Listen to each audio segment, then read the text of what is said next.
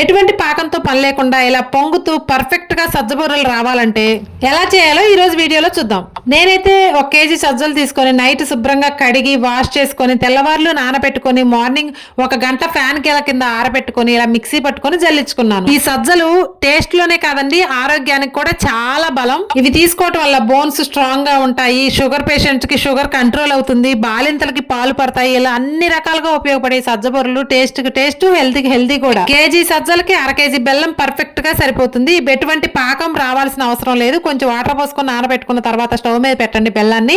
అప్పుడు ఒక్క పొంగు వస్తే చాలు. ఇందులో ఇలాచి పొడి, నూగులు వేసుకొని కలుపుకొని తర్వాత పిండి పోసి కలిపేయండి. ఇలా పిండి పోసి కలిపే ముందు కొంచెం బెల్లం వాటర్ని తీసి పక్కన పెట్టుకోండి, అవసరమైతే పోసుకోండి. ఎందుకంటే సజ్జలు మిక్సీ పట్టినప్పుడు కొంచెం నూక మిగులుతుంది కాబట్టి తక్కువ అవుతుంది. చూసారు కదా ఎంత చక్కగా పొంగుతున్నాయో. ఇలాంటి టేస్టీ హెల్దీ కరమైనటువంటి పర్ఫెక్ట్ గా రావాలంటే ఇలా తీసుకోండి సజ్జబూరలు. నచ్చితే ఒక లైక్ చేయండి. Thank you for watching.